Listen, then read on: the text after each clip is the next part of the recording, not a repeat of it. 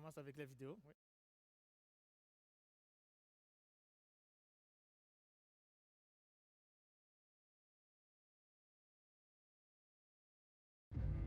Le monde a changé. Le temps s'est arrêté et pourtant, au-delà des grands espaces, il existe une communauté qui, sans relâche, continue à innover. Étudiants, professeurs, employés, collaborateurs, nous relevons le défi. Même à distance, nous n'avons jamais été aussi proches les uns des autres parce que la créativité, l'engagement et la confiance sont des valeurs qui nous animent. Le monde a changé. La cité aussi.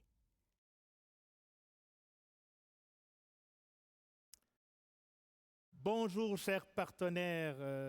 Bienvenue à notre rencontre informative du Collège de la Cité où on vous invite chaque année. Je m'appelle Albert Kayumba, je suis agent de liaison au secteur de recrutement et marketing, bien sûr au Collège de la Cité. C'est un plaisir pour moi d'animer cette rencontre informative. Nous avons préparé des présentations pour vous. Donc le but, c'est de vous présenter nos programmes, mais aussi des nouveautés. Et je vous demanderai d'ouvrir vos caméras parce que ça fait longtemps qu'on ne s'est pas vu. Donc, si vous pouvez ouvrir vos caméras, s'il vous plaît, j'aimerais vous voir.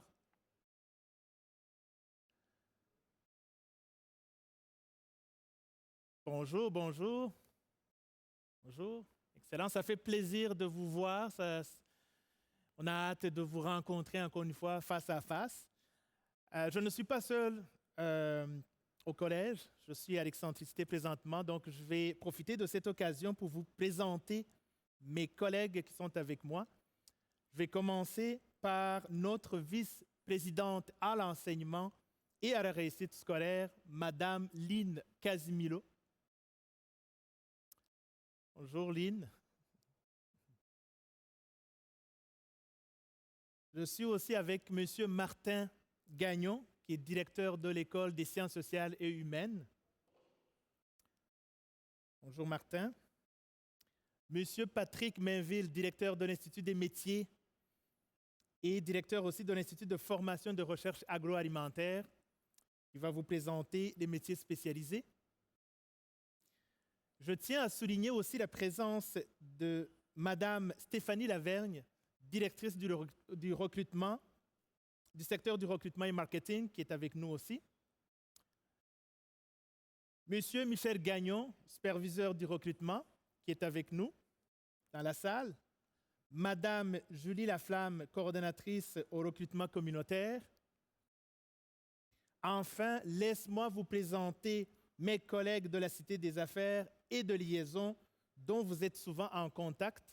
Je vais commencer par Monsieur Apollinaire Yenga, que vous connaissez déjà, qui est chef de projet à la Cité des Affaires. Monsieur Sofiane Maghrebi, conseiller en formation à la Cité des Affaires aussi, qui est avec nous. Monsieur Cheikh Ahmed Tidiane Ba, conseiller en formation, que vous connaissez aussi souvent, qui vous visite dans vos organismes. Monsieur Eliezer Assi Ake, qui est chargé de projet au recrutement international, qui est avec nous aussi, qui va répondre à vos questions. Et mon collègue Éric Dubois, agent de liaison, qui est avec nous aussi, qui va répondre à vos questions. Maintenant, je laisse la parole à mon collègue Michel Gagnon, superviseur du recrutement, afin de vous souhaiter la bienvenue.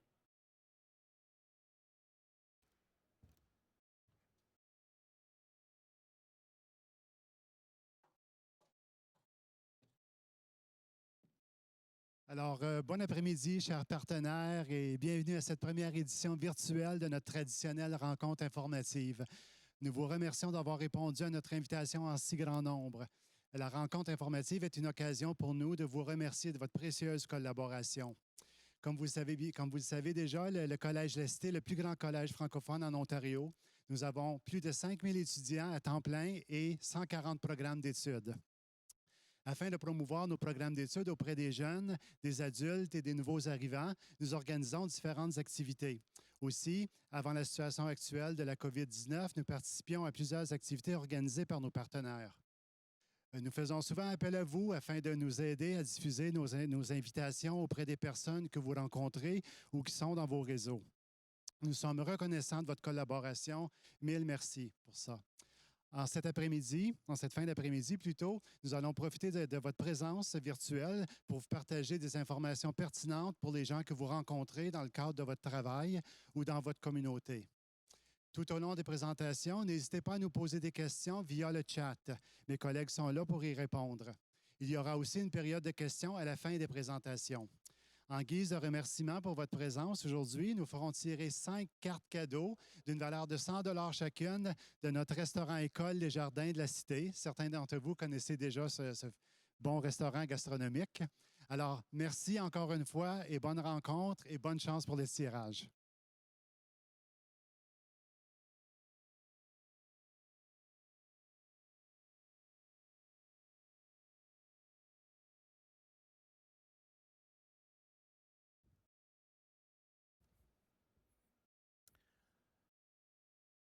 Merci beaucoup, Monsieur Gagnon.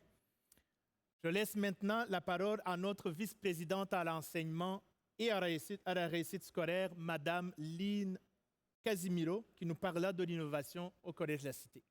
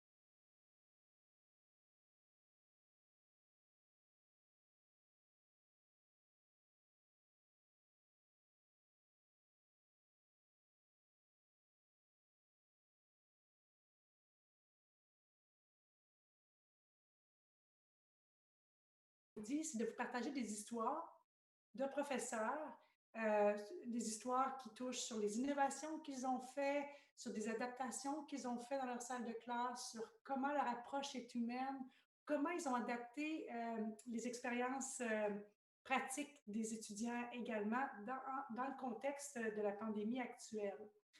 Alors, je vais vous partager 3 histoires d'initiatives. Je vais vous présenter le premier professeur.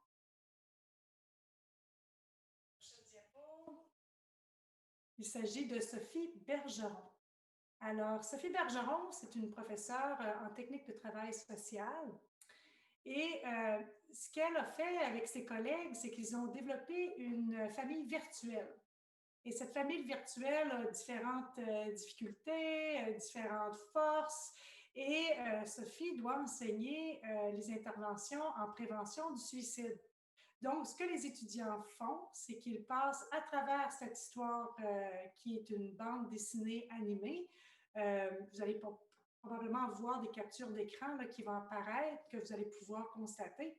Et ce que les étudiants font, c'est en passant à travers l'histoire qui est interactive, ils sont en mesure de déterminer comment ils interviendraient dans une situation comme celle-là. Et d'un cours à l'autre, les professeurs reprennent l'histoire et regardent l'angle de différents personnages pour traiter différents aspects du domaine du travail social. Alors, encore une fois, Sophie, avec ses collègues, vraiment une super belle innovation qui va perdurer bien au-delà de la COVID et qui, en fait, c'est une force maintenant au programme. Puis ça aide les étudiants à avoir un filon central d'un cours à l'autre. Alors, si on passe maintenant à notre prochaine histoire, nous avons ici Jean-François Morin. Alors, il enseigne au programme d'adjoint juridique et de parajuriste. Et évidemment, dans le contexte actuel, parfois les activités expérientielles en milieu de travail sont plus limitées, dépendant des directives qui sont en place. Donc, dans ce domaine-là, c'était plus difficile de trouver des places de stage, essentiellement pour nos étudiants. Donc, on a créé un stage virtuel. Donc, on a créé un cabinet complet. Les étudiants doivent se présenter au travail à l'heure, doivent faire un plaidoyer. Il y a une cour virtuelle qui a été mise en place où les professeurs, les coordonnateurs de programme jouent différents rôles, soit le rôle de juge ou le rôle d'un juriste. Et les étudiants sont capables de réellement passer à travers leur stage comme s'ils étaient dans un cabinet en face à face. Ça a été tellement bien reçu que le barreau de l'Ontario a reconnu cette innovation pédagogique et les étudiants adorent. Ça fonctionne super bien. Donc, peu importe la situation, c'est une activité qui va rester parce qu'on veut continuer ce type d'activité virtuelle avec les étudiants, puis jumeler à des activités en personne, bien sûr, lorsque ce sera possible. Alors, si on continue avec notre prochain professeur, Julie Benoît. Alors, Julie Benoît enseigne au programme d'éducation en service à l'enfance. Et donc, ce qu'ils ont fait ici, c'est ce qu'elle a fait. Elle a travaillé un jeu sérieux. Donc, encore une fois, on parle d'études de cas ou de personnages, mais c'est un jeu sérieux où l'étudiant est capable de cliquer différents scénarios et voir l'impact de ses décisions sur l'issue de ces personnages. C'est vraiment un jeu, encore une fois, interactif, mais ça permet à l'étudiant de tester son jugement par rapport à la manière qu'il interviendrait auprès des jeunes pour les aider à développer leur identité culturelle. Alors, c'est l'objectif du jeu et c'est vraiment intéressant. Les étudiants adorent. C'est une belle façon de tester tes connaissances, de voir si tes interventions seraient les bonnes, puis d'aller fouiller par soi-même comment moduler son intervention pour avoir la retombée souhaitée. Alors, si on continue maintenant avec les exemples de professeurs qui ont modifié leur stratégie d'apprentissage. Nous avons 3 exemples à vous présenter. Alors, nous allons commencer avec le premier professeur. Alors, il s'agit ici d'Antonio Hilario. Alors, Antonio, lui, enseigne au programme de design graphique. Évidemment, c'est un programme qui a une très, très, très forte composante pratique et il essayait de penser comment utiliser la classe virtuelle pour quand même avoir cet échange-là que les étudiants font. Il trouvait qu'en salle de classe, les étudiants étaient capables de se comparer, puis de partager des exemples et puis de commenter le travail de l'un l'autre. Alors, ce qu'il a fait, c'est qu'il a créé le même genre d'environnement de façon virtuelle. Donc, il a prévu des moments de classe libre, si vous voulez, où il est présent, mais il n'est pas en posture d'enseignement. Il est là pour répondre à des questions. Et les étudiants travaillent live ensemble et se parlent, comparent et ils regardent ce que les étudiants sont en train de faire et commentent les travaux. Donc, ça a créé une espèce de communauté, mais virtuelle, qui, pour lui, reprend ce feeling-là qu'il aimait en salle de classe et ça semble fonctionner à merveille. Alors, on continue avec le prochain professeur, Nabil Michurgui. Alors, Nabil, c'est un de nos professeurs innovants au collège. On en a plein et c'en est un autre exemple. Il enseigne en technique de génie électrique. Et lui, dans son cas, il fait énormément d'adaptations dans ses cursus, de la façon dont il enseigne, pour s'assurer d'être adapté à toutes les variétés d'étudiants, de connaissances. Les étudiants arrivent avec parfois peu de connaissances dans le domaine, parfois plus de connaissances dans le domaine. Donc, il a créé des activités d'apprentissage qui permettent les étudiants d'entrer dans l'activité là où ils en sont rendus. Il utilise énormément les capsules vidéo régulièrement, fait que les étudiants sont capables de regarder les capsules vidéo, se pratiquer et ensuite se rebrancher. Et Nabil est là pour les aider lorsqu'ils ont de la difficulté. Donc, les étudiants dans son cours apprécient énormément. Il a une approche particulière, surtout pour les étudiants internationaux aussi, pour les aider à s'intégrer, parce que c'est un programme qui est très convoité par cette clientèle. Donc, vraiment, des très belles approches pédagogiques de la part de Nabil. On va poursuivre maintenant avec le prochain professeur. Ici, on parle de chef Serge Roure. Alors, chef Roure est un chef qui est avec nous depuis de longue date. On a une brigade de chefs absolument extraordinaire à la Cité. Chef Roure a été chef au Baccarat, pour ceux qui connaissent le casino. Il est absolument extraordinaire. Et avec ses collègues, ils ont dû repenser la manière de faire la prestation des cours d'art culinaire. Évidemment, notre restaurant n'est pas ouvert en ce moment, même si vous recevez une carte cadeau, il y a quand même des produits que vous êtes en mesure d'acheter parce que avec Serge, avec Chef Roure et ses collègues, ils ont réinventé le restaurant pour faire un prêt pour emporter, mais pas des repas de base, mais vraiment des repas gastronomiques. Ils sont succulents. Donc, vous pouvez aller voir sur le site web de la Cité, vous allez voir les accords mets et vins et c'est vraiment excellent. Vous allez chercher votre repas, les étudiants d'hôtellerie vous accompagnent, apportent la nourriture à votre voiture, vous arrivez à la maison, vous avez des collègues, des amis, de la famille et vous êtes capable d'avoir un très, très, très bon repas à la maison. Et c'est la manière dont ils ont réinventé les services culinaires et les arts culinaires pour les étudiants qui sont dans les programmes en ce moment. Alors, si on continue.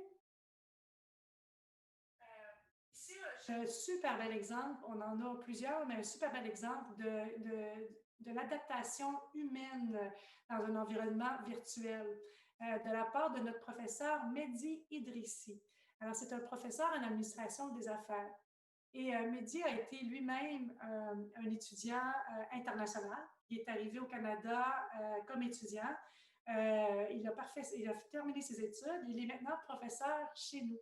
Et donc, il utilise beaucoup de ses connaissances, de sa propre expérience pour vraiment amener les étudiants, parce qu'il s'occupe beaucoup, il y a beaucoup de classes d'étudiants internationaux dans le domaine de l'administration, pour les aider à intégrer le programme, puis avoir de l'accompagnement. Il fait beaucoup d'accompagnement individuel de ses étudiants. Il travaille beaucoup avec ses collègues pour les coacher dans différentes approches. Il a même préparé des capsules pédagogiques qui sont partagées avec l'ensemble de la communauté collégiale, de bonnes pratiques à utiliser pour aider l'intégration de tous nos étudiants et particulièrement nos étudiants issus de la diversité et nos étudiants internationaux. Alors, un coup de cœur ce midi. Ici, on va vous parler de comment les professeurs à la Cité innovent dans le domaine des stages. Alors, ici, le premier exemple qu'on va vous montrer, c'est celui de thérapie respiratoire. Ici, on a une de nos professeurs, Justine Verville-Fizet, qui devait repenser la manière de terminer certaines activités pratiques de nos étudiants lorsque le collège a dû fermer dans la première vague de la pandémie. Et dans ce cas-là, ce qu'elle a fait, c'est qu'elle a établi un partenariat avec l'hôpital Montfort. Et ce que les étudiants faisaient, c'est qu'ils utilisaient leur laboratoire de simulation pour pratiquer leur technique. Et lorsqu'un patient qui avait une technique ou qui avait un problème particulier qui permettait de démontrer la compétence qu'ils avaient à démontrer pour terminer leur stage, ils étaient amenés sur les étages. Fait que ça limitait le contact des étudiants avec la communauté de l'hôpital. Ça leur permettait de pratiquer leur technique pour être vraiment habiles lorsqu'ils faisaient face aux patients. Et ils ont été en mesure de terminer leur stage, même que les étudiants ont adoré. Ils trouvaient que quand ils arrivaient devant le patient, qu'ils étaient confiants, qu'ils étaient habiles, qu'ils étaient capables de démontrer. Ils ont très, très bien réussi leur stage. En fait, c'est un modèle qui est discuté depuis de longue date, mais les gens disent « Oh non, on va juste continuer à faire, juste voir autant de patients jusqu'à temps que tu sois habile. » Mais là, c'est un modèle qu'on va poursuivre après la pandémie parce que ça met les étudiants en confiance, ça met le patient en confiance, ça met la communauté d'accueil, que ce soit un hôpital, un centre d'hébergement sur longue durée, aussi en confiance parce qu'ils sentent que les étudiants sont prêts. On les prépare bien au collège, mais de continuer dans le milieu hospitalier, ça les rendait encore plus habiles et ça a été très, très, très bien reçu.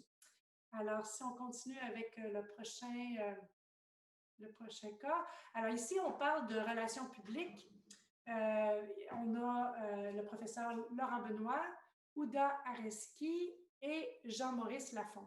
Alors, c'est dans ce programme de relations publiques, ils ont des projets qu'ils font souvent avec des partenaires dans la communauté. Fait que souvent, les étudiants doivent établir un partenariat où les professeurs ont ciblé différentes organisations et l'étudiant va travailler avec soit cette organisation-là ou va travailler à partir d'études de cas qui sont issues de ces organisations-là.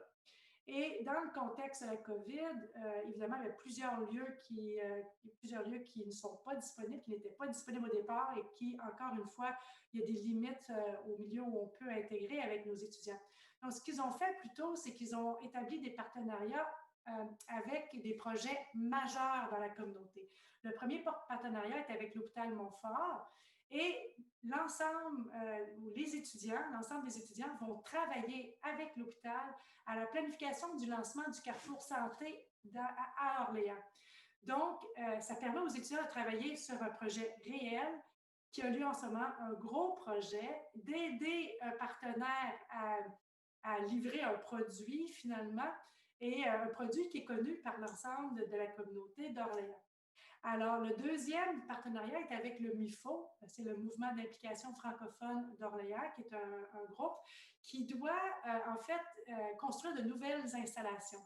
Et c'est un projet majeur, encore une fois, dans ce cas-ci, encore dans la région d'Orléans. Et ils doivent développer une campagne de financement majeur. Donc, les étudiants du programme sont attitrés à ce projet-là pour les aider, pour aider un partenaire de la communauté dans un énorme projet. C'est un gros projet. Donc, ça leur donne une expérience vraiment,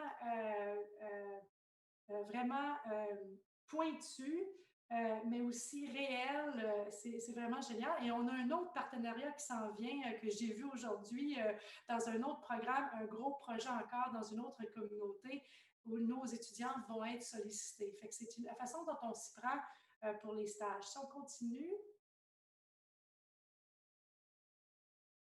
Je vais vous parler d'une nouveauté aussi qu'on continue, même en contexte de COVID. Le programme d'animation 3D fait la prestation de ce programme-là ou de ces cours de manière différente cette année. Ce qu'on a fait, c'est qu'on a créé des unités d'apprentissage, des petites bouchées, si vous voulez, de cours de 14 heures où les étudiants développent une compétence particulière par bouchée. Et on a créé 5 profils. On a le profil modélisation layout, texture layout, modélisation personnage, texture personnage et animation. Ce que ça veut dire, c'est que dans le domaine de l'animation 3D, ce qui est recherché par les employeurs, c'est souvent une expertise pointue. Les étudiants doivent présenter leur portfolio et ils vont chercher une expertise dans un domaine particulier. Par exemple, ça peut être l'animation, comme ça peut être la modélisation d'un personnage. Si on pense au gaming, quelqu'un qui est très habile à créer des personnages versus quelqu'un qui est habile à créer du paysage, par exemple. Et ce sont des expertises différentes. Alors, notre programme permet aux étudiants de développer leurs compétences dans tous ces domaines-là. Mais quand ils arrivent chez l'employeur, ils ont moins tendance à vouloir des généralistes que des gens qui sont à la fois généralistes, mais qui ont développé une expertise pointue dans un certain domaine. Donc, ce que ça permet aux étudiants de faire, c'est d'apprendre tous les domaines, mais de se spécialiser dans un de ces domaines, ou si tu veux, dans de ces branches-là de l'animation 3D.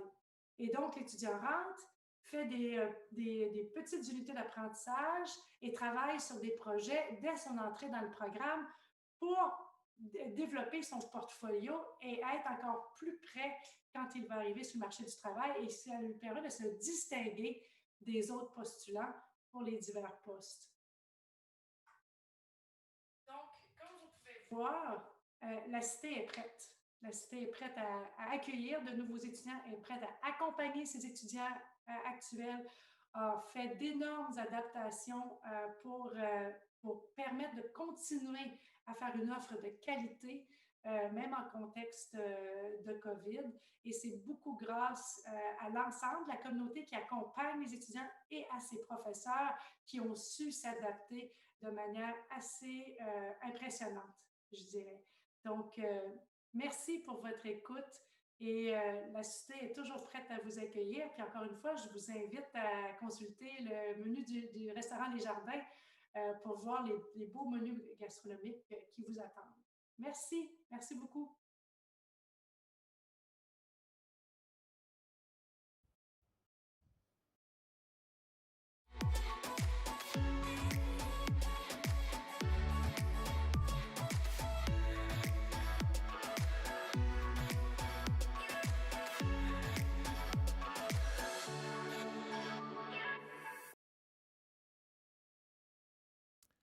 Merci beaucoup, Madame Casimiro, pour cette belle présentation. Je cède maintenant la parole à Monsieur Martin Gagnon, directeur de l'École des sciences sociales et humaines, qui va nous présenter aussi son école.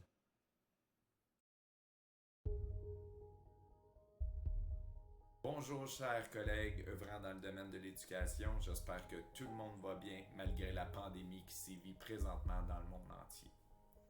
Le monde a changé et le collège s'est adapté pour continuer d'offrir un service et un apprentissage de qualité à tous ses étudiants. Je m'appelle Martin Gagnon, je suis directeur de l'École des sciences sociales et humaines au Collège La Cité. La preuve que le monde a changé, la journée des filles est maintenant en mode virtuel, mais on trouve des solutions et on s'adapte. Pour vous présenter l'École des sciences sociales et humaines et ses différents programmes, j'ai pensé de laisser parler les personnes ressources, les personnes qui sont au cœur de l'action avec les étudiants, et j'ai nommé les coordonnateurs et les coordonnatrices de chacun de nos programmes. Alors, on les écoute. Bonjour, je me nomme Nadine Crégeur, coordonnatrice et professeure au programme Technique de réadaptation et de justice pénale. Dans notre programme, on forme des intervenants spécialisés en délinquance et en criminalité. Notre équipe de professeurs engagés dans la communauté sont des professionnels de leur domaine qui détiennent des expertises tant au niveau de l'intervention de groupe, de l'intervention auprès des jeunes et de leurs familles, auprès des victimes, en itinérance, en dépendance, en santé mentale et en milieu correctionnel. On met la réhabilitation sociale en valeur et au cœur de notre enseignement. Nos étudiants sont engagés à faire la différence dans la communauté. Ils sont préparés à faire face aux réalités des personnes marginalisées et judiciarisées. Tout au long de leur cheminement scolaire, ils vont développer leurs compétences pratiques, notamment en développant des habiletés en communication leur permettant d'interagir et d'intervenir avec la clientèle, en déterminant les pistes d'intervention pertinentes quant aux causes de la criminalité, en planifiant une programmation en tenant compte des besoins spécifiques de la clientèle, en planifiant une animation et en développant des compétences d'animateur, autant dans un contexte de prévention que dans un contexte d'intervention, en utilisant les stratégies auprès d'une clientèle résistante afin de favoriser l'alliance et la motivation, et ça pour ne nommer que celle-là. Notre formation en relation d'aide se spécialise en délinquance et en criminalité. Les perspectives d'emploi du programme sont très bonnes. Tout d'abord parce que les employeurs reconnaissent nos diplômés comme des personnes se distinguant par leurs compétences pratiques, leur professionnalisme, leur polyvalence et leur capacité d'adaptation. Nos étudiants se font embaucher rapidement dans divers organismes communautaires ou milieux institutionnels, que ce soit dans les refuges, les foyers de groupe, les centres jeunesse, les maisons de transition et les prisons. Si un étudiant a le goût d'aider les gens et a un intérêt pour tout ce qui entoure la criminalité, le choix est simple. Technique de réadaptation et de justice pénale. On s'adapte, on innove, on collabore et on forme la relève de demain. Bonjour, mon nom est Julie Benoît et je suis professeure et coordonnatrice au programme Éducation en service à l'enfance. Le programme d'Éducation en service à l'enfance est une formation de 2 ans qui mène les diplômés à œuvrer comme éducateurs dans différents services à l'enfance en Ontario. En Ontario, la profession est régie par l'Ordre des éducateurs et des éducatrices de la petite enfance, donc comporte plusieurs exigences. Pendant la formation, c'est par le biais d'expériences authentiques et des stages pratiques que le futur diplômé pourra développer des connaissances et des compétences face au développement de l'enfant, à comment mettre en œuvre un programme éducatif et inclusif qui tient compte des particularités et des besoins de chacun des enfants, aux habiletés de communication interpersonnelle et professionnelle requises par la profession, aux lois politiques et à la pédagogie de l'Ontario pour la petite enfance et au code de déontologie et normes d'exercice de la profession. Un étudiant qui aspire à un travail auprès des enfants doit posséder certaines habiletés préalables telles que la capacité d'établir un lien, une relation positive, bienveillante et authentique avec les enfants, les familles et les collègues, être capable de travailler en équipe, être sensible, empathique envers l'autre, être flexible, être créatif. Les perspectives d'emploi sont très bonnes dans le domaine des services à l'enfance parce qu'actuellement, on connaît une pénurie importante d'éducateurs formés, ce qui fait en sorte que le taux de placement dans un emploi relié au domaine est très élevé. En Ontario, les diplômés peuvent œuvrer dans plusieurs types de services à l'enfance, comme les centres éducatifs, les centres parascolaires, les maternelles jardins dans les conseils scolaires, les centres pour l'enfant et sa famille On y va et les agences de garde en milieu familial. À la fin du programme, c'est la vie d'un enfant que l'on place dans les mains des diplômés et pour nous, c'est une responsabilité très importante. Et pour s'y faire, on s'adapte, on innove, on collabore et on forme la relève de demain. Mon nom est Matthew Lyons. Je suis le coordonnateur du programme Technique de travail social ici au Collège de la Cité. Notre programme est une durée de 2 ans, donc 4 étapes. Ce qui est particulier du programme, c'est que nous avons ce qui s'appelle l'admission continue. Donc c'est possible pour les étudiants de débuter le programme en septembre ou en janvier. Nous avons une variété de cours qui sont tous directement liés au domaine du travail social, que ce soit la relation d'aide, la gestion de dossiers, la gestion de crise, problématiques de la violence, la psychologie, les relations interculturelles. Nous avons même un cours au niveau de la gérontologie. Les débouchés sont grands en travail social. Donc, pour en nommer que quelques-uns, on parle des maisons de la famille, les foyers de groupe, les centres pour personnes âgées, les centres de toxicomanie, les centres de ressources communautaires, enfin la liste est longue. Un élément qui est particulièrement apprécié de nos étudiants est le fait que notre programme permet également de faire des stages éloignés. Donc c'est possible à l'étape 4 de faire un stage n'importe où au Canada, du Nouveau-Brunswick au territoire du Nord-Ouest, mais nous avons même l'option de faire des stages à l'international. Enfin, j'aimerais terminer en précisant que l'équipe de technique de travail social s'assure de toujours mettre à jour et adapter leurs programmes et leurs cours pour bien représenter la réalité du milieu. Un excellent exemple serait que dernièrement, nous avons créé un nouvel outil pour permettre aux étudiants de se pratiquer à intervenir dans une situation de crise dans un format de messagerie instantanée, sous format de texto. Merci et bienvenue en technique de travail social. Bonjour, mon nom est Isabelle Terrien et je suis coordonnatrice et professeure au programme d'intégration communautaire par l'éducation coopérative, que l'on appelle aussi ISEC. Le programme d'intégration communautaire est un programme spécifique pour les jeunes adultes qui ont une déficience intellectuelle légère, un trouble du spectre de l'autisme et ou des défis d'apprentissage significatifs. L'objectif du programme est de permettre à ces étudiants de vivre une expérience collégiale complète et inclusive. D'une part, nos étudiants ont des cours du programme ISEC qui visent beaucoup à la préparation au marché du travail. Ensuite, les étudiants ont aussi des cours exploratoires, donc des cours qui sont choisis en fonction des intérêts des étudiants dans les autres programmes du collège. Et pour ces cours exploratoires, ils sont également accompagnés par une intervenante. Enfin, les étudiants ont aussi 2 stages pratiques pendant leur 2e année du programme. Le premier au collège et le second dans la communauté. L'objectif étant ici de les préparer le plus possible au marché du travail également. Les perspectives d'emploi pour nos étudiants sont très diversifiées en fonction de leurs intérêts et de leurs objectifs personnels. Donc, plusieurs de nos diplômés travaillent dans différents milieux dans la communauté. Et le programme est aussi parfois utilisé comme un tremplin pour aller vers d'autres programmes de la cité. Donc, certains de nos étudiants font les 2 ans avec nous et ensuite vont dans un autre programme au collège. Finalement, j'aimerais vous inviter, si vous avez des questions, vous travaillez avec des élèves, des enseignants ou des familles qui auraient des questions par rapport au programme d'intégration communautaire, à me contacter n'importe quand, que ce soit par téléphone ou par courriel. Ça va me faire un grand plaisir de vous parler. Finalement, cette année, encore plus que dans les autres années, on s'adapte, on innove, on collabore et on forme la relève de demain. Au plaisir! Bonjour, mon nom est Pascal Reed-Lang et je suis la coordonnatrice du programme Prix Sciences sociales et humaines.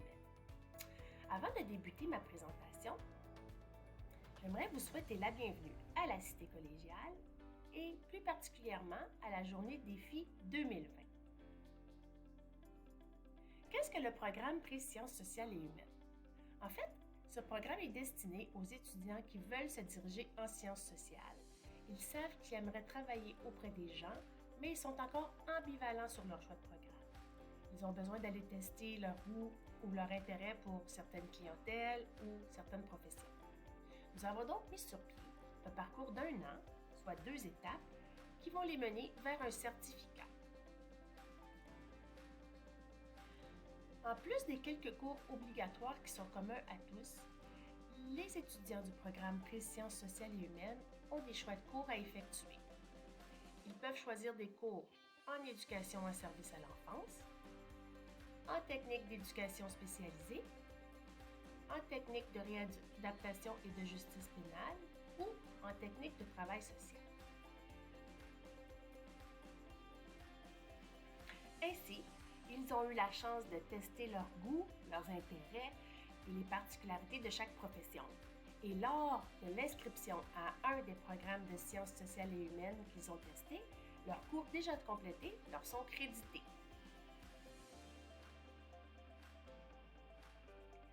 Vous pouvez donc constater qu'on s'adapte, on innove et on collabore afin de former la relève de demain. Bonjour, je me nomme Nathalie Daou, je suis coordonnatrice et professeure au programme praticien du développement de l'enfant. Vous avez une élève qui veut entrer rapidement sur le marché du travail ou encore un étudiant adulte qui planifie un changement de carrière? Le programme PDE répond à tous ces besoins en permettant une formation en tant qu'apprenti directement en service de garde. L'étudiant travaille à temps plein et va à l'école à temps partiel. En un petit peu plus de 2 ans, il ou elle acquiert les connaissances théoriques et en fait les applications simultanément en gagnant de l'expérience, de la confiance et un salaire. Tout au long de son cheminement scolaire, l'étudiant est appuyé par son employeur qui devient son parrain, ainsi que par une équipe de professeurs qui œuvrent déjà dans le secteur. Donc, durant sa formation, l'étudiant pourra travailler dans divers milieux de garde afin de connaître à profondeur le domaine. PDE, c'est le programme parfait pour les passionnés de la petite enfance. Alors, on espère vous voir bientôt à la Cité. On s'adapte, on innove, on collabore et on forme la relève de demain. À bientôt! Bonjour, mon nom est Sylvie Roson. Je suis professeure et coordonnatrice au programme Intervention auprès des personnes ayant un handicap. Les diplômés du programme IPH sont amenés à accompagner des personnes de tout groupe d'âge vivant avec une déficience intellectuelle ou un trouble du spectre de l'autisme.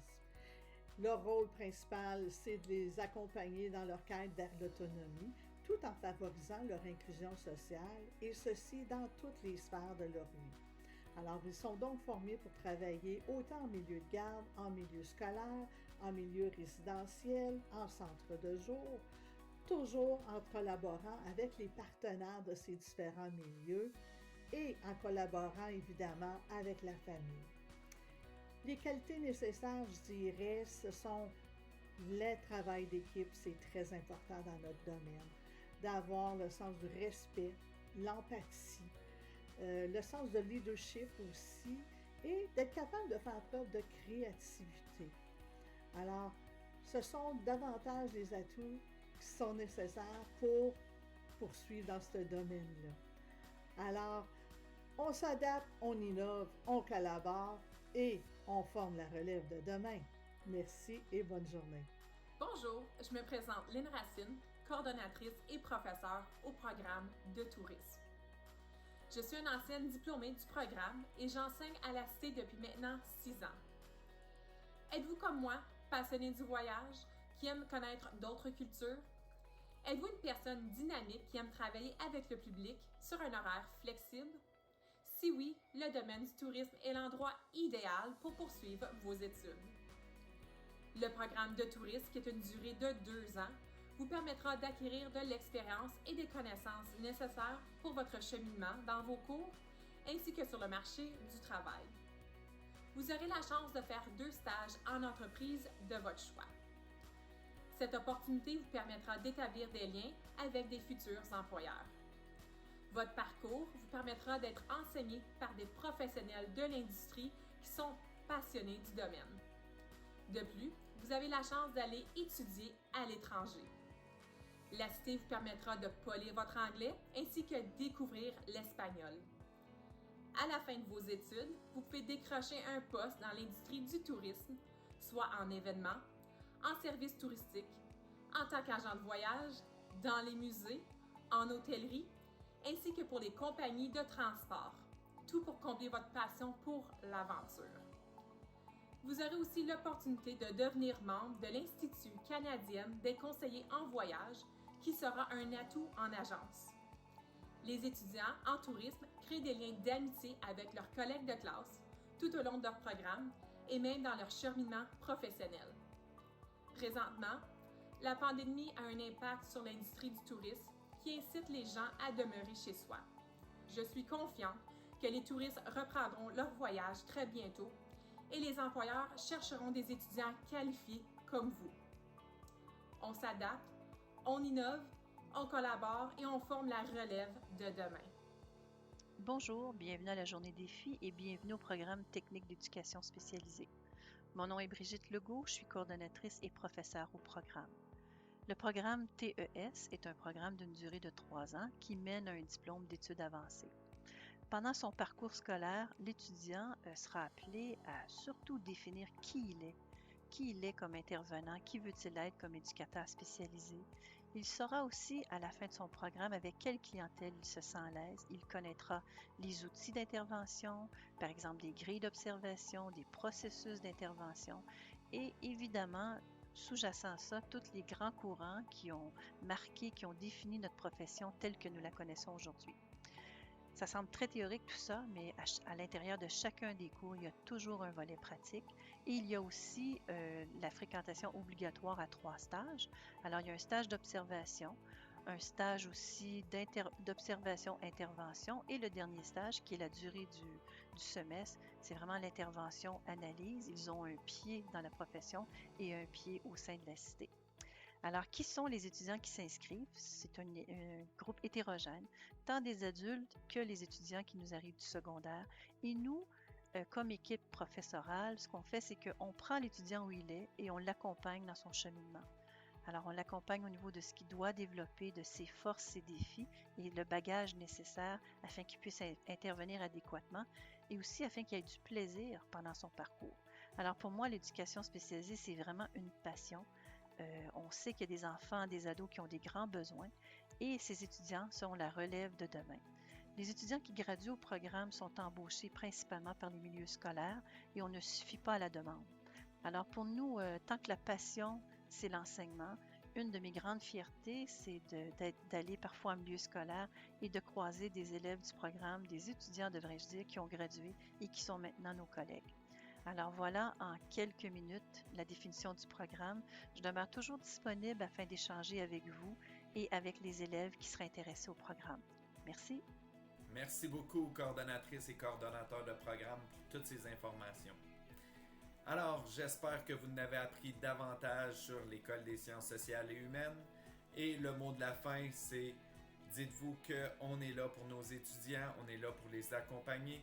Alors, n'hésitez surtout pas à nous poser des questions si le besoin se fait sentir et on va être là pour y répondre sans problème. Donc, notre mission numéro 1, c'est vraiment l'apprentissage de nos étudiants et de les préparer pour le marché du travail. Alors, je vous souhaite une super belle journée. Merci encore de votre présence et je vous dis à la prochaine. Merci.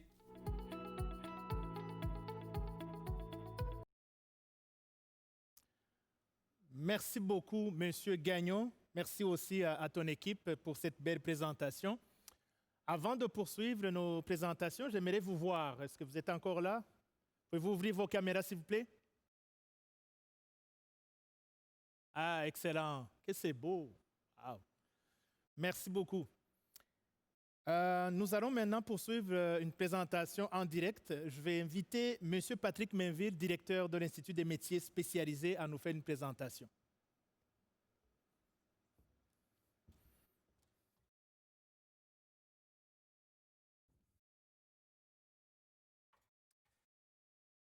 Bon après-midi à tous. J'espère que vous allez bien. Merci Albert pour la belle présentation. Je me nomme Patrick Mainville. Je suis directeur de l'Institut des métiers spécialisés au Collège de la Cité. Je suis employé à la Cité ici depuis maintenant 12 ans. C'est avec beaucoup d'enthousiasme que je viens vous parler cet après-midi des carrières d'avenir, ceux bien évidemment dans les métiers spécialisés. Ensemble, on va aborder bien évidemment la pénurie de main-d'œuvre qui mobilise énormément de mon temps et de mon énergie. J'ai comme mandat de répondre aux besoins du marché du travail en formant la relève dans le domaine des métiers spécialisés. Je vais aussi mettre la lumière sur les attraits au niveau des métiers spécialisés.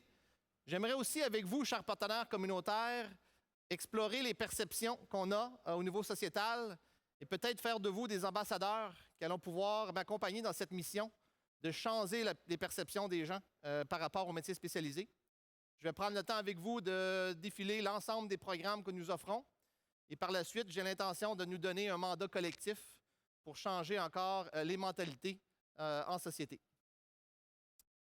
J'aimerais débuter par vous présenter des citations, des statistiques, des données que j'ai dénichées avec différents partenaires, différents employeurs, différents sites web. Ici, vous pouvez voir qu'on a une citation. On parle que dans la région d'Ottawa et de l'Est ontarien, nous allons devoir remplacer très bientôt 85 000 travailleurs et nous aurons à travers cela des nouveaux postes qui vont être créés. Donc, les baby boomers qui œuvrent dans le domaine des métiers spécialisés depuis de 20-30 ans s'apprêtent à prendre leur retraite. Donc, tous ensemble, on doit doter ces nouveaux postes, on doit former une relève dans le domaine des métiers spécialisés.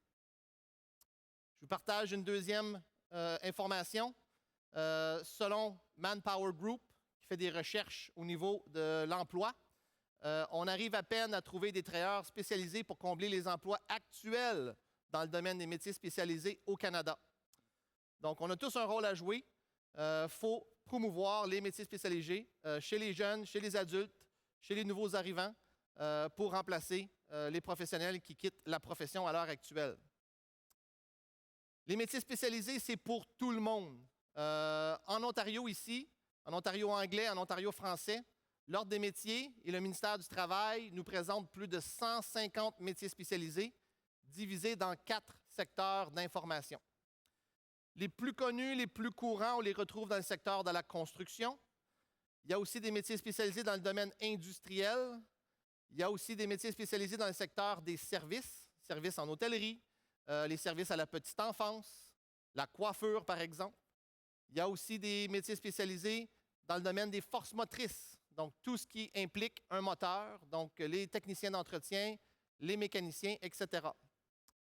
Parmi les 150 métiers qu'on retrouve en Ontario, 45 d'entre eux sont issus avec le Sceau rouge canadien, ce qui permet à nos travailleurs ontariens d'aller travailler dans toutes les autres provinces. Donc la certification, elle est valide non seulement en Ontario, mais dans les autres provinces canadiennes. Lorsque vous rencontrez des jeunes adultes, des adolescents, des nouveaux arrivants qui décident d'intégrer le marché du travail canadien ou encore entamer des études postsecondaires, parlez-leur des salaires dans les métiers spécialisés. Les métiers spécialisés sont très payants. J'ai quelques statistiques à l'écran pour vous. Un électricien en Ontario gagne en moyenne 16,5 % de plus de salaire annuel que le salaire moyen canadien. Dans le secteur industriel, il y a une grande pénurie de machinistes. Et encore une fois, on peut voir que le salaire annuel d'un machiniste est supérieur à celui de la moyenne canadienne de plus de 23 %. J'ai trouvé d'autres informations sur le web que je vous partage avec vous cet après-midi. D'ici 2020, on estime que plus d'1 million de travailleurs sont nécessaires dans le domaine des métiers spécialisés au Canada. C'est l'année en cours. Donc, vous pouvez vous imaginer les employeurs qui arrivent à peine à trouver des ouvriers, des manœuvres, des professionnels dans leur domaine. On a aussi prédit le métier de plombier, qui est en grande évolution grâce à la technologie, qui risque d'avoir un besoin de plombier similaire à ce qu'on a vécu au niveau des technologies de l'information, donc dans le domaine de l'informatique au début des années 90. lorsque vous aiguillez un jeune adulte, une nouvelle famille arrivée au Canada, un adolescent, canadien, pluriculturel, parlez-leur des compétences qu'on recherche dans le domaine des métiers spécialisés. Effectivement, notre perception, c'est qu'une bonne partie du travail se fait de façon manuelle. Mais grâce à la technologie, on cherche des gens qui sont créatifs, qui ont une bonne pensée critique, qui ont une bonne capacité d'analyse, qui sont très bien au niveau de leurs connaissances et compétences en mathématiques, et j'en passe.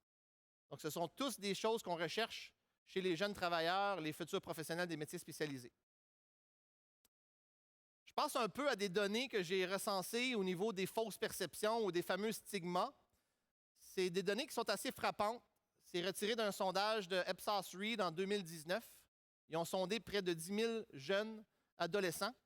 59 % d'entre eux disent que leurs parents, nous, les avons découragés de considérer une carrière dans les métiers spécialisés. 72 % ont dit que leur conseiller d'orientation ou leur conseiller en emploi ne les avait pas encouragés une carrière dans les métiers spécialisés. La perception des jeunes eux-mêmes, c'est que c'est un travail qui est dur, qui est sale, qui est physique. Près de la moitié croient cela. Et plus que la moitié des jeunes croient que le meilleur choix pour eux, c'est l'université. L'université est excellente. J'ai vécu un excellent cheminement à l'université moi-même, mais tous et chacun devraient aussi considérer les options, soit au niveau collégial, au niveau universitaire, ou directement dans une formation, dans un métier spécialisé. Je poursuis rapidement avec quelques autres perceptions.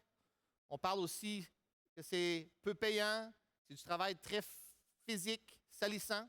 C'était le cas à l'époque. Ce n'est plus le cas aujourd'hui. On peut croire qu'un diplôme universitaire est la seule formation postsecondaire qui permet d'assurer un bon avenir. Soyez rassurés, ce n'est pas le cas. Je côtoie des électriciens, des briqueteurs maçons qui sont très bien nantis, ils sont très riches de travail, d'avoir démarré leur entreprise et d'être fiers de leur métier spécialisé. Je parle de perception depuis quelques minutes. On a tendance à croire que les métiers spécialisés peuvent ressembler à la photo que je vous partage à l'écran à l'heure actuelle. On pourrait croire ici qu'on parle à un soudeur, un machiniste. On pourrait penser ici que c'est un mécanicien monteur industriel. Évidemment, il est sale, il travaille physiquement. Mais au contraire, aujourd'hui, ce que vous allez voir dans les ateliers, chez les employeurs, c'est la présence de la technologie qui contribue à la production et la fabrication. Donc, la prochaine photo que je vous montre, c'est la réalité d'aujourd'hui et de demain. Si un de vos clients, une des personnes que vous aiguillez, décide de faire un choix en technique de soudage au Collège La Cité, je vous promets que votre étudiant aura la chance de manipuler un bras robotisé en soudure à 6 axes de la marque Panasonic à compter de l'an prochain. Nous allons être le premier et seul collège dans l'Est de l'Ontario qui aura une telle pièce d'équipement. Les étudiants apprendront à programmer et manipuler un bras robotisé pour effectuer le travail de soudeur, les étapes de soudage avec différents procédés. Donc, vous voyez comment nous, au niveau collégial, on doit s'arrimer aux besoins du marché du travail et on le fait grâce à la technologie. Donc, le soudeur de demain est un technologue qui est apte à faire de la programmation et contrôler et manipuler un robot pour mener différents procédés de métallurgie pour souder des pièces ensemble. Une autre perception ou mythe, on croit souvent que le mécanicien ou le technicien d'entretien automobile, il a les mains pleines de graisse, il ne fait que remplacer des pièces à l'aide d'outils manuels. Ce n'est plus le cas. La prochaine fois que vous allez chez votre concessionnaire automobile avec votre voiture, demandez à l'aviseur technique combien d'ordinateurs ou de systèmes électroniques sont présents dans votre voiture. Vous allez être stupéfait par la réponse de la personne. L'aviseur technique risque de vous dire que votre voiture est conçue de 6, 10, 12, 15 différents systèmes électriques et électroniques qui communiquent entre eux grâce au support de 5 ou 6 ordinateurs. On parle d'intelligence artificielle maintenant aussi dans les voitures. Alors, le technicien d'entretien automobile qui choisit de faire un programme d'études au Collège La Cité, voici son environnement de travail. et voici son environnement au collège. La plupart de nos techniciens travaillent avec des ordinateurs. La première étape, lorsqu'on veut faire un diagnostic, c'est de brancher un ordinateur sur les données de l'automobile. Et on peut voir rapidement ce qui se passe au niveau des systèmes. Encore une fois, il faut véhiculer les bons messages lorsque vous communiquez avec les gens.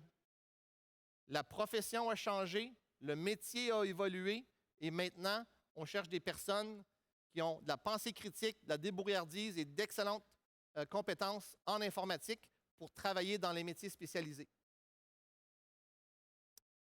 Alors, passons ensemble la liste des programmes qui sont offerts à l'Institut des métiers spécialisés du Collège La Cité. Vos clients, vos étudiants, les gens que vous aiguillez, chers partenaires communautaires, ont deux options. Ils peuvent suivre des études postsecondaires, traditionnelles, à temps plein de jour, dans l'environnement collégial, sur les différents campus. Les programmes que vous voyez à l'écran mènent à un certificat d'études collégiales de l'Ontario, un diplôme d'études collégiales de l'Ontario ou encore un diplôme avancé.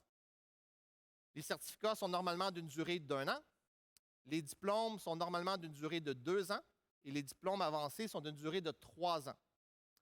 Nous formons des techniciens et des technologues dans une panoplie de domaines. J'aimerais porter votre attention aux 2 programmes de 12 mois qui sont munis d'une astérix dans le tableau. Étant donné la forte demande sur le marché du travail, nous avons pris ces 2 programmes qui étaient normalement offerts sur 2 années d'études ou 4 trimestres et nous les avons réduits sur une période de 12 mois, de 45 semaines consécutifs pour assurer que les gens puissent accéder au marché du travail plus rapidement. Donc, tous les gens avec lesquels vous échangez peuvent faire une demande d'admission au Collège de l'Ontario pour un de ces programmes au niveau des études postsecondaires. L'autre option, fort intéressante, ce sont les métiers d'apprentissage. Depuis plusieurs années, en Ontario, au Canada, en Europe, partout à travers le monde, les gens qui choisissent une carrière dans le domaine des métiers spécialisés peuvent apprendre leur métier comme apprentis sur le marché du travail. Donc, la première étape est de se dénicher un emploi et de trouver un employeur qui est prêt à vous parrainer, vous prendre sous sa tutelle et vous former comme une relève dans son organisation. La plupart des entrepreneurs et employeurs dans le domaine des métiers spécialisés sont très à l'aise avec cette formule pour laquelle ils ont vécu eux-mêmes lorsqu'ils ont entré dans le métier.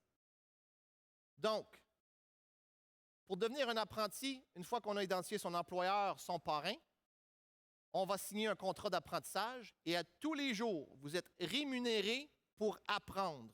Vous vous présentez sur le marché du travail, vous êtes assigné avec un autre professionnel dans votre domaine, il vous transfère toutes ses connaissances et toute son expertise pendant un parcours qui peut durer entre 3 et 5 ans.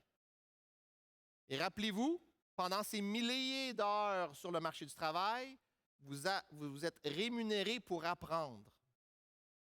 À des moments très précis dans la formation de l'apprenti, l'employeur va libérer l'apprenti pour qu'il puisse venir faire des blocs de formation au Collège La Cité. La plupart des métiers comprennent 3 niveaux de formation en établissement scolaire et le restant des heures sont complétées sur le marché du travail. Donc, le tableau que je vous présente à l'écran, je prends l'exemple du technicien d'entretien automobile, le métier 310S en Ontario avec l'Ordre des métiers. L'apprenti, sur une période de 5 ans, va venir à la Cité pour 3 blocs de 8 semaines et ils seront en alternance avec une année et demie sur le marché du travail. À la toute fin de son cheminement, lorsqu'il aura complété ses 7220 heures avec son parrain, son employeur, et complété les 3 niveaux au Collège de la Cité, il pourra compléter l'examen d'entrée à sa profession et devenir un technicien d'entretien automobile certifié en Ontario. C'est un métier sur rouge dans cet exemple-ci, donc il pourra travailler partout au Canada. Mon équipe, l'équipe d'Albert Kayumba, que vous connaissez très bien, nous avons la capacité de vous appuyer pour aiguiller vos clients dans le but de leur dénicher un employeur qui est prêt à les parrainer, les prendre sur leur tutelle et les former comme une relève dans leur organisation. Donc, si jamais vous avez des gens que leur priorité, c'est d'avoir un salaire, bien, on peut tout de suite leur trouver un parrain, un employeur. Ils pourront commencer à travailler sur le marché du travail comme apprentis et, évidemment, ils viendront faire leur formation scolaire un peu plus tard. Nous offrons aussi au Collège La Cité, à chaque année, 2 à 3 programmes de pré-apprentissage. Ce sont des programmes pour des gens qui sont sans emploi, qui cherchent une nouvelle aventure de carrière. C'est pour des gens qui désirent avoir une formation qui est appuyée et subventionnée par le ministère du Travail de l'Ontario. Donc, c'est une formation qui est gratuite. Le programme est d'une durée de 9 à 12 mois, dépendant du programme ou du domaine. Et nous offrons 2 à 3 programmes par année. Actuellement, cette année, l'année scolaire 2020-2021, par exemple, nous offrons un programme de pré-apprentissage pour former des techniciens en entretien automobile et aussi pour former des plombiers et des installateurs de systèmes de gicleurs. Très bientôt, nous allons pouvoir être en pourparlers avec le ministère du Travail et déterminer les métiers qui seront sélectionnés pour l'an prochain. Mais si vous avez encore une fois des clients, des étudiants qui veulent suivre un programme à temps plein, qui n'ont pas nécessairement les moyens de faire un programme où il faut payer des frais de scolarité, puis qui désirent mettre à niveau leurs compétences essentielles pour le marché du travail, les programmes de pré-apprentissage sont une avenue fort intéressante. Alors, pour terminer, chers partenaires communautaires, mon rôle, votre rôle comme influenceur, c'est d'informer, d'aiguiller les élèves, les jeunes adultes, les nouveaux arrivants, mais surtout de démystifier les métiers spécialisés, de valoriser les métiers spécialisés et de leur fournir les nouvelles informations et pas nécessairement les perceptions qui perdurent depuis des années. Les métiers spécialisés, c'est pour tous, c'est pour les nouveaux arrivants, les femmes, les hommes. Tout le monde a accès à une carrière dans les métiers spécialisés et c'est très valorisant et c'est surtout très payant. Alors, merci pour votre attention. Bonne continuité, bon courage pendant la pandémie. Et si vous avez des questions par rapport aux métiers spécialisés, prière de communiquer avec moi ou vos collègues au bureau du recrutement. Merci beaucoup.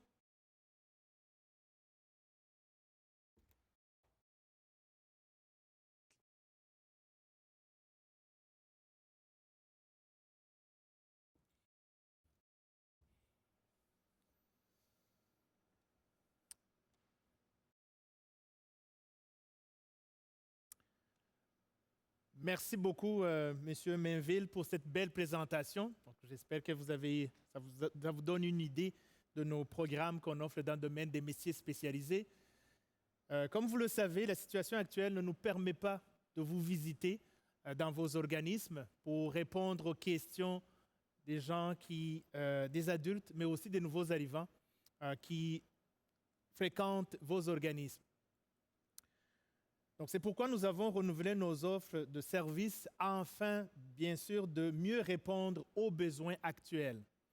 Je vais profiter de cette occasion pour vous présenter quelques initiatives que nous avons mises en place pour continuer à partager des informations, mais aussi à appuyer des candidats adultes, mais aussi des nouveaux arrivants dans leur processus de recherche d'informations, mais aussi de demande d'admission. Je vais commencer par la cité en mode virtuel. Mon collègue Éric va vous partager un lien, donc ça va vous donner plus une idée.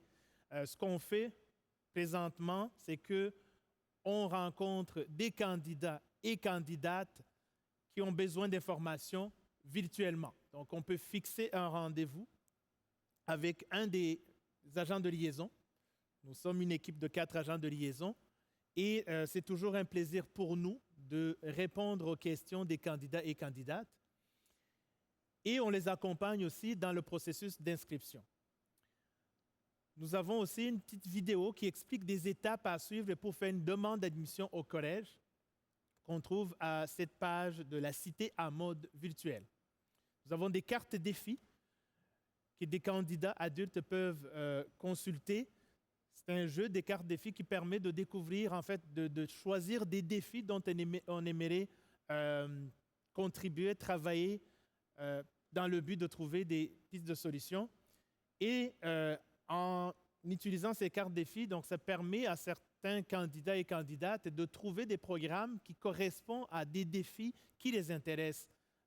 Donc c'est vraiment intéressant, puis on encourage des candidats à utiliser ces cartes défis. Nous avons aussi une vidéo qui explique encore une fois des étapes à suivre pour trouver des informations sur le site Internet du collège. Donc, il y a beaucoup d'informations. On est là pour appuyer, accompagner des candidats et candidates adultes et des nouveaux arrivants, bien sûr, dans leur cheminement. Et présentement, avec la situation actuelle, on le fait virtuellement. Je vais vous donner un exemple pour quelqu'un qui cherche des informations, qui aimerait nous rencontrer avant la situation actuelle. Donc, ça nous faisait toujours plaisir de rencontrer des candidats sur le campus, de les accompagner dans leur processus d'inscription, de les aider aussi à compléter la demande d'admission.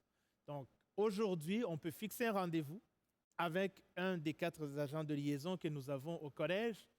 Il suffit juste de choisir une date, l'heure et la durée de la rencontre. Et c'est toujours un plaisir pour nous de rencontrer des candidats, encore une fois, avec la technologie. Donc, c'est beaucoup plus facile de partager des informations, que ce soit des liens, mais aussi on se parle en se regardant via, par exemple, Microsoft Teams. Donc, je profite de cette occasion pour vous remercier. Je sais que vous continuez à nous référer des candidats et candidates qui ont besoin d'informations pour nos programmes. Je profite aussi de cette occasion pour vous parler de nos événements. Nous avons plusieurs événements qu'on organise, bien sûr, virtuellement. Il y a certains événements que nous planifions en collaboration avec vous. C'est une occasion aussi pour nous de vous remercier. Et c'est toujours...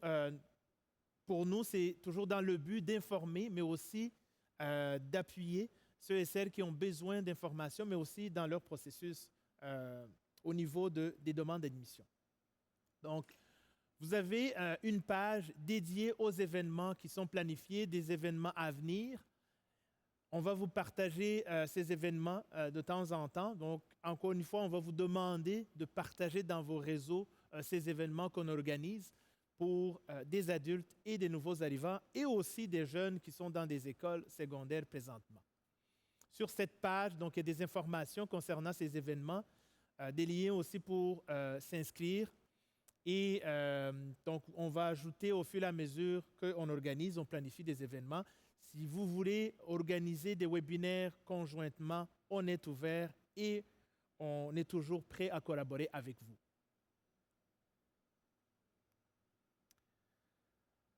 Je profite aussi de cette occasion pour vous parler des dates importantes du processus d'admission. On vous a présenté des programmes, par exemple les programmes qu'on offre dans le domaine des sciences sociales et humaines et des programmes des métiers, mais nous avons aussi d'autres programmes. Donc, je vais en profiter pour vous rappeler que le processus d'admission commence tôt. Pour des candidats et candidates qui aimeraient faire une demande d'admission, ils doivent passer par le service d'admission des collèges de l'Ontario. Les demandes se font en ligne. Ils peuvent aussi faire une demande via des pages des programmes qui les intéressent sur notre site Internet. Nous avons plus de 30 programmes d'études offerts en janvier 2020 et présentement, il y a encore des places. Donc, si vous rencontrez des clients ou vous avez des membres de votre communauté qui planifient de retourner aux études au mois de janvier, je les encouragerai à s'inscrire. Je peux vous nommer quelques programmes. Dans le domaine des sciences sociales et humaines, nous avons par exemple un programme d'éducation en service à l'enfance qui va recommencer au mois de janvier et il reste encore des places. Nous avons aussi un programme de technique de travail social et un programme de technique de réadaptation et de justice pénale. Donc ça fait partie des programmes que mon collègue Martin Gagnon vous a présenté et son équipe. Dans le domaine de l'informatique aussi, j'ai une bonne nouvelle. Nous avons 3 programmes qui vont recommencer. On a un programme de soutien technique en informatique qui d'habitude était toujours offert en janvier et en septembre. Le programme de technique des systèmes informatiques, un programme de 2 ans qui recommençait toujours aussi au mois de janvier. Et la nouveauté, c'est le programme de programmation informatique qui va recommencer aussi au mois de janvier 2021. Donc, il y a encore des places. Si vous rencontrez des gens, on est là pour vous les aider, les partager des informations, mais aussi les appuyer dans le processus d'inscription. J'insiste sur le fait que c'est un processus, parce que souvent, les gens prennent le temps avant de s'inscrire. Donc, on est là pour répondre à toutes les questions qui leur permettront de commencer ce processus dès que possible. Tous nos programmes vont recommencer au mois de septembre 2021 et depuis le 3 octobre 2020, des formulaires de demande d'admission sont déjà disponibles en ligne. Donc, des candidats et candidates peuvent faire une demande d'admission dans tous nos programmes. On a 140 programmes d'études. On a la date du 1er février de chaque année. Donc, la date du 1er février 2021, c'est une date où on encourage fortement des candidats et candidates à compléter leur demande avant cette date et ça leur permettra d'avoir une place dans le programme de leur choix. Donc, c'est la date de juste considération. Après le 1er février, c'est possible de faire une demande d'admission, sauf que c'est le premier arrivé, premier servi. Donc, on continue, le collège continue à inscrire des candidats et candidates aussi longtemps qu'il y a des places, jusqu'au début des cours en septembre. Mais nous encourageons fortement aux candidats de commencer le processus quand il y a encore des places. Encore une fois, on est là. Vous avez mes coordonnées. Vous avez aussi des coordonnées de mes collègues. C'est toujours un plaisir pour moi de communiquer avec des personnes que vous nous référez. Vous pouvez communiquer avec moi par courriel, vous pouvez communiquer avec moi par téléphone et c'est toujours un plaisir. Donc, n'oublie pas, on est une équipe et on est là pour répondre aux questions des candidats et candidates, mais aussi de les accompagner. Donc, je vais terminer ma présentation et je vais aussi en profiter pour inviter mon collègue Apollinaire Yenga, qui est chargé de projet à la Cité des Affaires. Il va nous parler du parcours francophone de l'immigrant. Merci.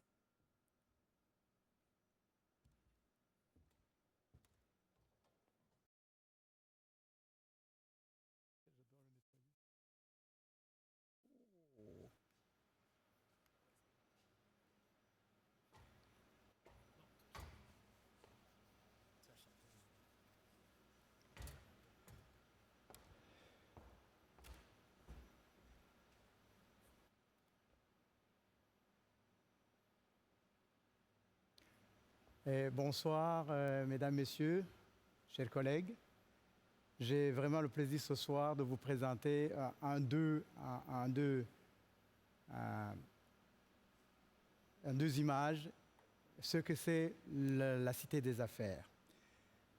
La Cité des Affaires, nous sommes connus pour tout simplement comme des services aux personnes adultes et les personnes adultes spécialement des immigrants francophones. Et pour cela, notre philosophie repose sur le principe que chaque adulte qui vient chez nous doit réussir. Et pour réussir, nous devons savoir que chacun est unique et qu'il n'y a pas un immigrant qui ressemble à un autre, ils ont un parcours différent.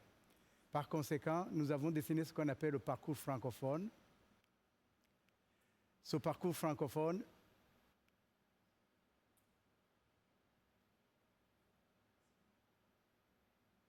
est une gamme de programmes mutualisés, synchronisés de telle manière que chaque immigrant qui arrive trouve son cheminement.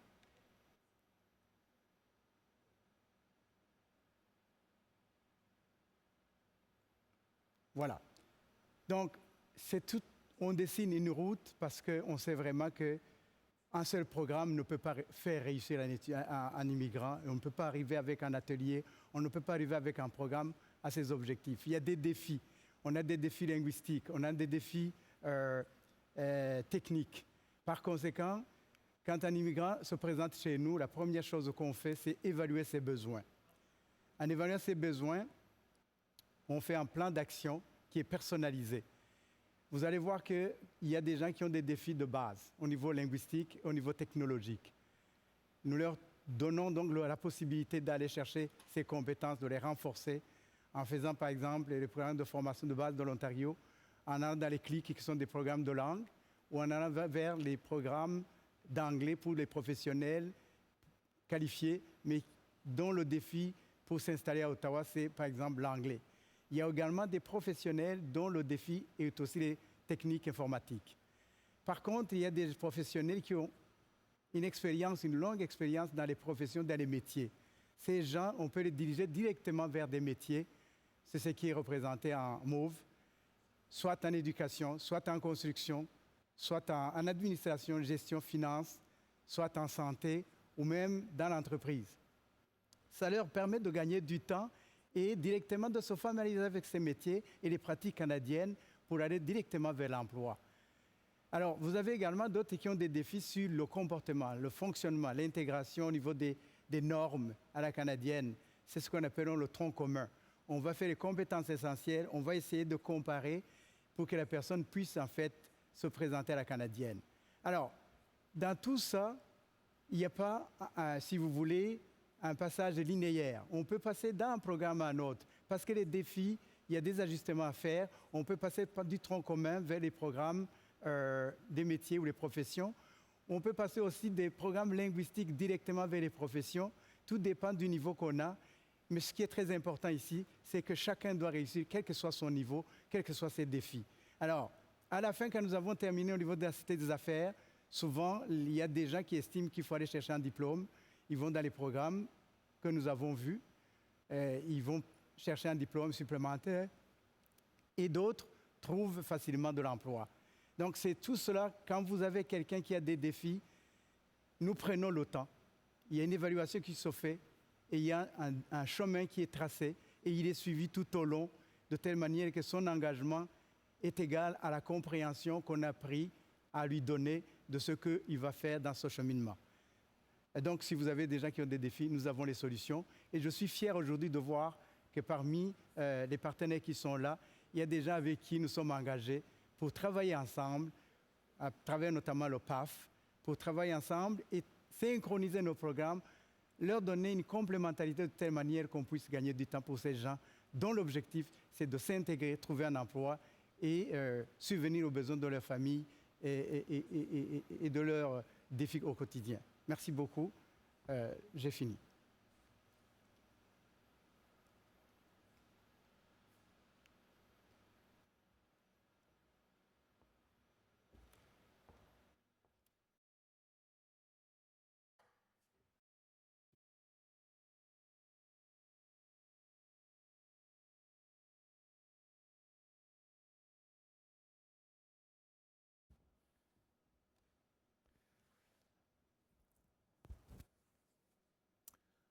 Merci beaucoup, Monsieur Yenga Yengue, pour cette présentation du parcours francophone de l'immigrant.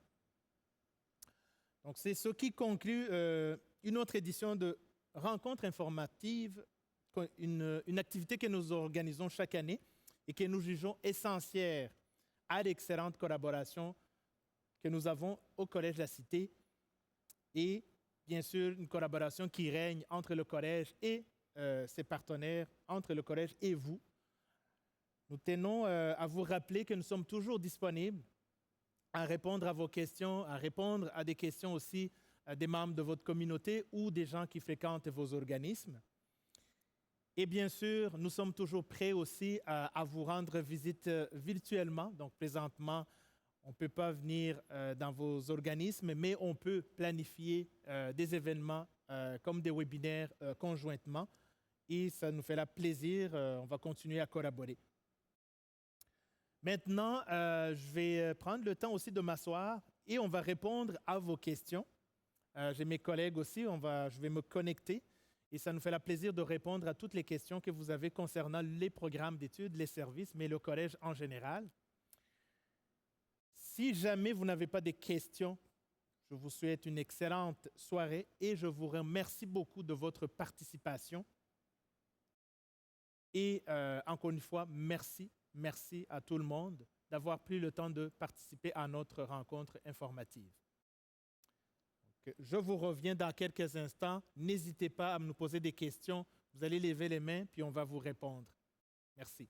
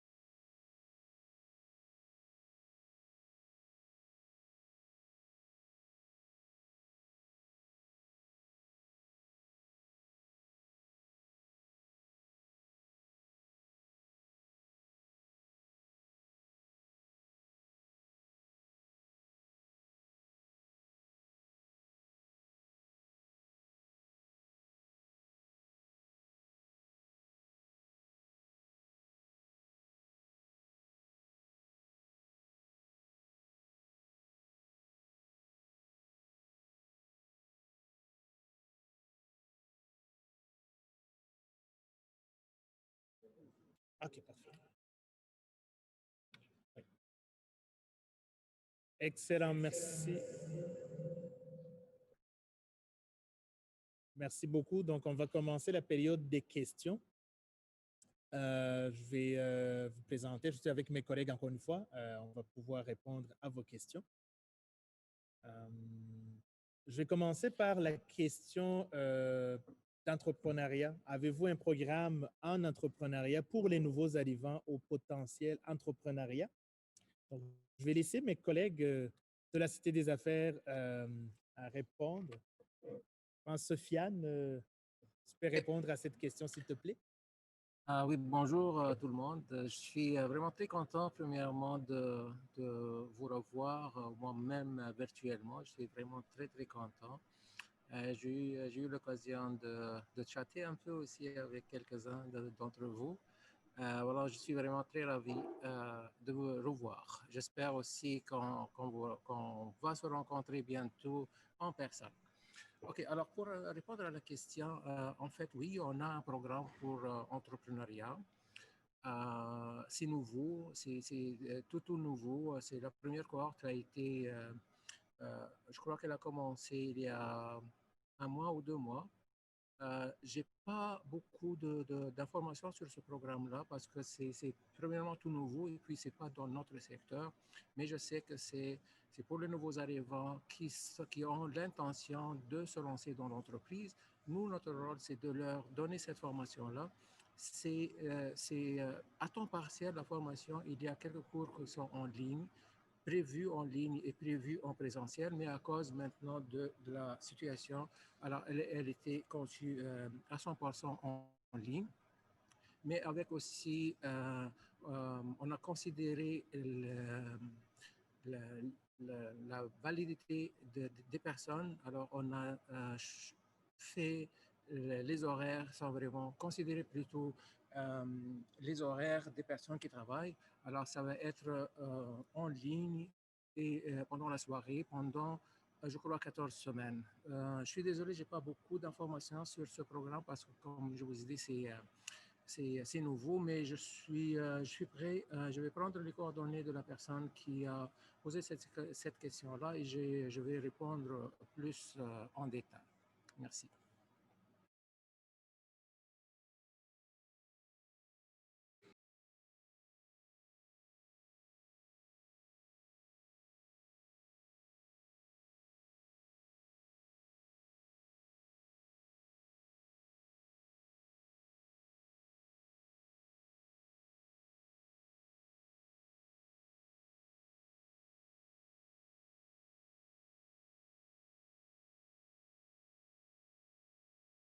Merci beaucoup.